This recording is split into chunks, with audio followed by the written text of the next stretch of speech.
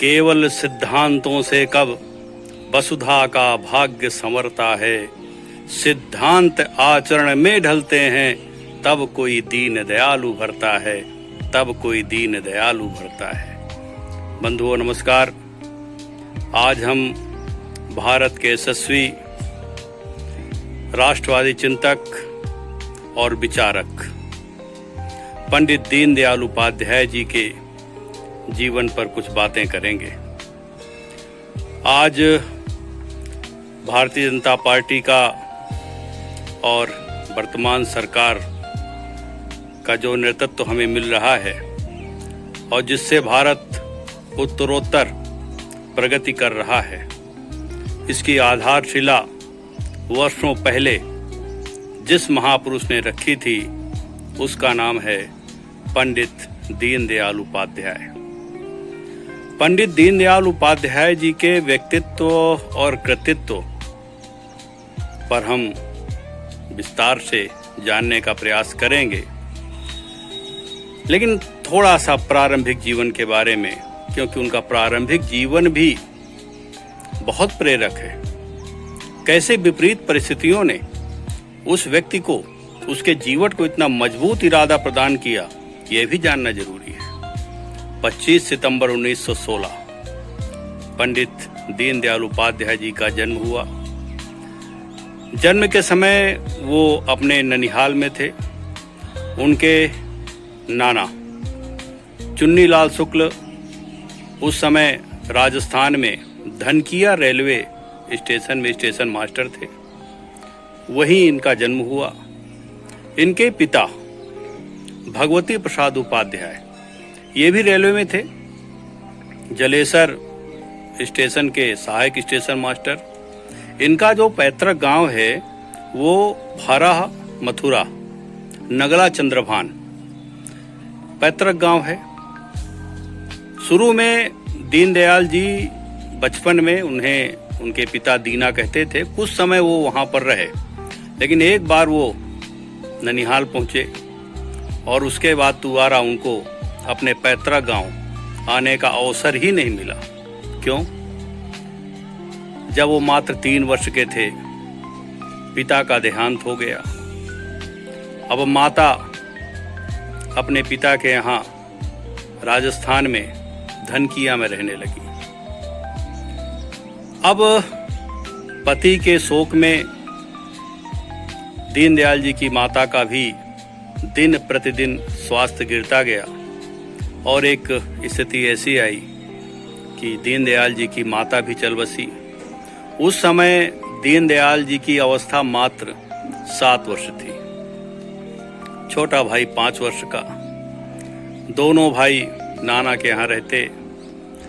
मामा के पुत्रों के साथ, ममेरे भाइयों के साथ पले बढ़े। मामा राधा रमण भी बहुत स्नेह करते थे। नाना नानी का भी मातृ पितृवत स्नेह मिला, लेकिन नियति दीनदयाल जी के साथ बहुत क्रूर थी। कुछ ही समय बीता, उनके नाना भी दुनिया से चले गए। छोटे भाई शिवदयाल बहुत जल्दी दीनदयाल जी का साथ छोड़ करके स्वर्ग सिधार गए। कुछ ही समय बाद ममतामयी नानी का भी देहांत हुआ। मामी थी, कुछ समय बाद वो भी दुनिया से चल बसी। ये सब 1934, 35, 36 ये दौर था। लेकिन इन्हीं विकट परिस्थितियों में, इन्हीं विषम परिस्थितियों में ऊर्जा ग्रहण किया उन्होंने। विषम परिस्थितियों में ऊर्जा ग्रहण किया। कितना अद्भुत जीवन रहा होगा। हाई स्कूल की परीक्षा सीकर राजस्थान से पूरे अजमेर बोर्ड में प्रथम स्थान प्राप्त करके कितनी अद्भुत क्षमता और कितनी अद्भुत प्रतिभा रही होगी। कैसी विकट परिस्थितियां थी उस समय। 19 वर्ष की अवस्था तक मृत्यु दर्शन का साक्षात्कार दीनदयाल जी ने अच्छे से कर लिया था। एक के बाद एक स्नेही जन, अपने लोग दुनिया से विदा लेते चले गए। लेकिन मन में अद्भुत इच्छा शक्ति थी, धैर्य था, साहस था, विपरीत परिस्थितियों से लड़ने का अद्भुत कौशल उनके व्यक्तित्व को बहुत विराट बनाता है। इंटरमीडिएट की परीक्षा उन्होंने पिलानी से उत्तीर्ण की और दोबारा उन्होंने इंटर में भी राजस्थान बोर्ड को टॉप किया। छात्रवृत्तियां मिली, सम्मान मिला। आगे ग्रेजुएशन की पढ़ाई के लिए कानपुर चले आए। अब कानपुर में 1937 में इनका आना हुआ और यहीं पर बीए की पढ़ाई के दौरान राष्ट्रीय स्वयंसेवक संघ के साथ इनका परिचय हुआ। संघ के संस्थापक परम पूज्य डॉक्टर हेडगेवार जी का भी सानिध्य इन्हें कानपुर में मिला। विचारधारा में बहुत साम्य मिला। आकर्षित हुए संघ की विचारधारा से। क्यों? ऐसा लगा उन्हें कि राष्ट्रीय स्वयंसेवक संघ राष्ट्र के लिए, समाज के लिए संकल्पित है।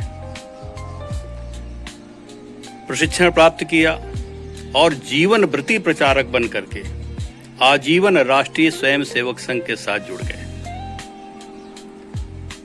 अब पढ़ाई भी करनी थी, बीटी की परीक्षा भी उत्तीर्ण की। मामा राधे रमन ने कहा कि भाई योग्यता है, क्षमता है, प्रतिभा है तुम्हारे अंदर, लाभ लीजिए उसका। प्रशासनिक सेवा में बैठे। और एक प्रसंग जो बहुत आकर्षित करता है कि जब साक्षात्कार के लिए पहुंचे तो भारतीय वेशभूषा में, धोती कुर्ता पहनकर, यद्यपि उन्होंने पहले प्रयास किया था कि मुझे भी पैंट शर्ट कोट टाई मिल जाए, लेकिन बाद में उनका विचार बदला। उन्होंने कहा मैं दिखावा क्यों करूं, जो मेरा वास्तविक परिधान है, जो मेरे देश की पहचान है, धोती कुर्ता पहन करके पहुंच गए। अब वहां पर साक्षात्कार स्थल में जैसे ये पहुंचे तो तमाम जो दूसरे अभ्यर्थी थे उन्होंने इनको इस वेशभूषा में देखा तो मजाक उड़ाने की दृष्टि से कहा देखो पंडित जी आ गए, पंडित जी आ गए। लेकिन यही पंडित जी उनकी पहचान बन गई। दीनदयाल उपाध्याय जी के नाम के साथ जुड़ गया पंडित दीनदयाल उपाध्याय। और जब परिणाम आया तो चौंकाने वाला था। उस परीक्षा में उन्होंने ही प्रथम स्थान प्राप्त किया, लेकिन वो प्रशासनिक सेवा में गए नहीं। अंग्रेजों की सेवा में स्वयं को संतुष्ट नहीं पा रहे थे। उन्होंने प्रशासनिक सेवा को भी छोड़ दिया। अब राष्ट्र के प्रति कुछ कर सकने का संकल्प उनके मन में था।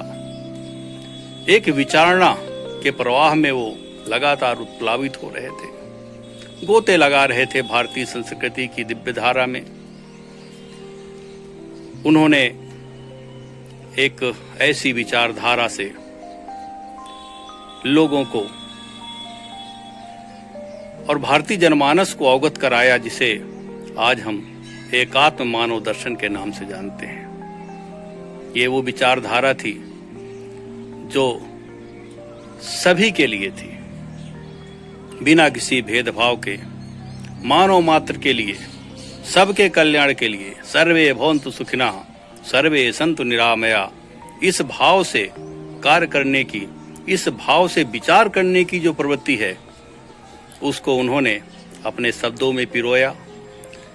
कहा करते थे कि समाज की सबसे अंतिम पंक्ति पर खड़ा हुआ जो व्यक्ति है, जब उस तक हम विकास पहुंचाएंगे, उसकी आवश्यकता के लिए सभी संसाधन जुटा पाएंगे तो देश का विकास होगा। राजनीति में भी, आर्थिक चिंतन में भी उनकी जो विचारधारा थी वो निश्चित रूप से देश के लिए थी, देश के हित के लिए थी। उस समय लोगों ने उनको समझने का प्रयास किया। 1951 में श्यामा प्रसाद मुखर्जी जी ने भारतीय जनसंघ की स्थापना की, दीनदयाल जी को साथ लिया। 1952 में जब इसका प्रथम अधिवेशन हुआ तो इन्हें भारतीय जनसंघ का महामंत्री बनाया गया। उस समय जो प्रस्ताव पारित हुए थे, 15 प्रस्तावों में से 7 प्रस्ताव अकेले पंडित दीनदयाल जी ने रखे थे। उनकी अद्भुत प्रतिभा, नेतृत्व क्षमता और विचारणा से प्रभावित होकर उस समय श्यामा प्रसाद मुखर्जी ने कहा था, अगर मुझे 2 दीनदयाल और मिल जाएं तो मैं इस देश का नक्शा बदल दूंगा। लेकिन उनकी यह बात आगे चल करके सही साबित हुई। उन्हें दीनदयाल जी जैसे 2 दीनदयाल मिले। एक का नाम है श्रद्धेय नानाजी देशमुख, जिन्हें अभी भारत सरकार ने भारत रत्न से सम्मानित किया, और दूसरे अटल बिहारी वाजपेयी, जिनका प्रधानमंत्रित्व काल देश के लिए गौरव का प्रतीक बना। आज पंडित जी के विचारों से साम्य रखने वाले तमाम लोग ये मानते हैं कि दीनदयाल जी ही थे जिनके कारण आज देश की यह दिशा है, देश की यह दशा दुनिया में कीर्ति पताका फहरा रही है। बहुत अद्भुत नेतृत्व क्षमता। महामंत्री के रूप में जनसंघ में कार्य करते हुए पंडित दीनदयाल उपाध्याय जी ने अद्भुत नेतृत्व क्षमता का परिचय दिया। देश भर में घूम घूम करके कार्यकर्ताओं को एकजुट करना और साथ में अपनी लेखनी से ऐसा प्रोत्साहन देना। 9 सदेश, पांचजन्य जैसे पत्र पत्रिकाएं, पंडित दीनदयाल जी के अंदर अद्भुत लेखन क्षमता भी थी, और वो जानते थे कि यदि विचारों को सब तक पहुंचाना है तो पत्र पत्रिकाओं को भी माध्यम बनाना पड़ेगा। 1967 में जब उन्हें जनसंघ का अध्यक्ष बनाया गया, उससे पहले उन्होंने भारतीय जनसंघ के दिव्य रथ को ककरीले पथरीले रास्तों से गुजारते हुए एक प्रशस्त राजमार्ग पर खड़ा कर दिया था, और कालीकट का वह सम्मेलन जिसमें उन्होंने जो विचारधारा दी वह हिंदुत्व की विचारधारा थी। देश एक नए तरीके से सोचने लगा, लेकिन तभी कुछ लोग चौकन्ने हो गए। ये क्या?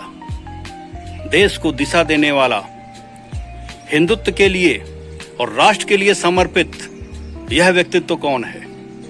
लोगों की नजर पड़ी, और कुछ क्रूर नजर भी पड़ी। एक समय ऐसा आया, मुगल सराय रेलवे स्टेशन के पास 10-11 फरवरी की मध्य रात्रि रेलवे ट्रैक पर उनका शव मिला। लोग पहचान नहीं पाए। शव को उठा करके प्लेटफार्म पर रखा गया। लोग देखने लगे, तभी भीड़ में से किसी ने चिल्लाया, अरे ये तो जनसंघ के अध्यक्ष पंडित दीनदयाल जी हैं। सारे देश में शोक की लहर छा गई। एक ऐसे विराट पुरुष का अंत हुआ जिसका राष्ट्र ऋणी रहेगा। स्तुत्य है उनका व्यक्तित्व, सदियों तक प्रेरक रहेगा। एक बात पंडित दीनदयाल जी के लिए, सदियों में कोई ऐसा होता है जिसे राष्ट्र, आने वाली पीढ़ियां युगों युगों तक स्मरण करती हैं। पंडित दीनदयाल उपाध्याय जी का जीवन, समस्त जीवन प्रेरणा और देश के लिए समर्पण का प्रतीक है। हम सब पंडित जी को याद करें। उनकी जन्म जयंती 25 सितंबर को राष्ट्र मनाता है। हम भी उनकी स्मृति में श्रद्धा सुमन समर्पित करें। पंडित जी इस राष्ट्र के लिए हैं। उनका व्यक्तित्व हम सब के लिए प्रेरक है। आने वाले समय भी दीनदयाल जी इस राष्ट्र के स्तंभ बने रहेंगे।